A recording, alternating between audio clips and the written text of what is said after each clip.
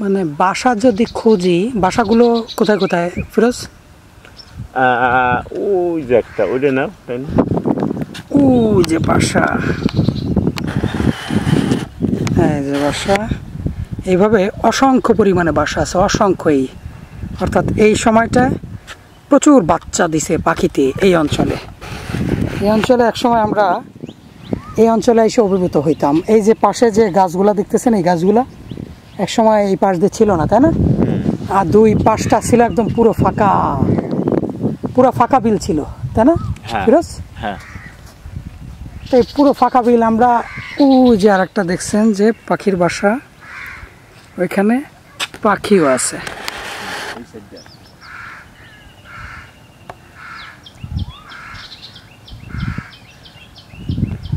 ওইখানে পাখিও আছে।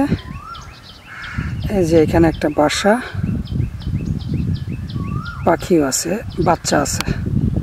হ্যাঁ, তাই এখানে ওই যে দেখছেন যে ওইখানে বাচ্চা আছে অসংখ্য পরিমাণে। তো প্রথমে যখন আমরা এই এলাকাটা আসতাম, আমাদের সঙ্গে এই যে দেখছেন যে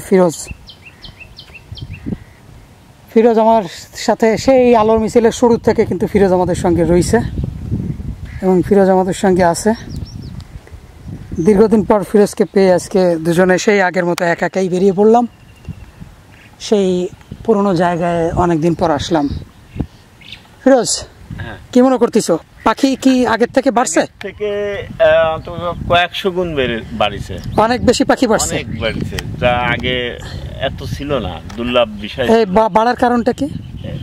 মানুষকে সচেতন করা এবং পদক্ষেপ নেওয়া, বিভিন্ন জায়গায় বোঝানো। আচ্ছা, ওই কারণে পাখি বাড়ছে। হ্যাঁ হ্যাঁ। তো এখন কি মনে হচ্ছে? এখন এদিকে আসলে আরো মন ভরে যাচ্ছে, পাখিতে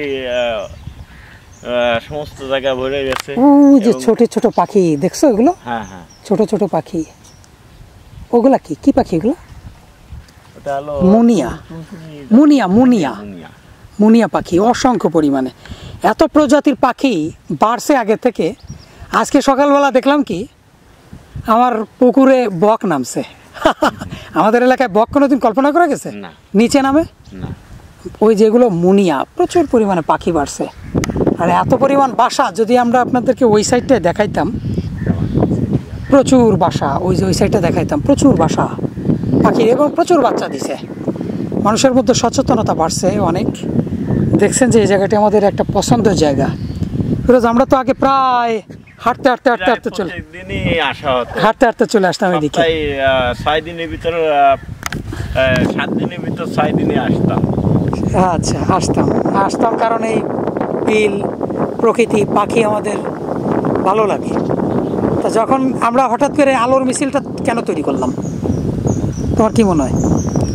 এটা তুমি সর্বপ্রথমে উদ্যোগ নিছো এবং পরিকল্পনা করছো যে এই সমাজে আমাদের নষ্ট হয়ে যাচ্ছে, এই নষ্ট হয়ে যাওয়ার কারণে আমরা কীভাবে প্রকৃতি বাঁচাতে পারি।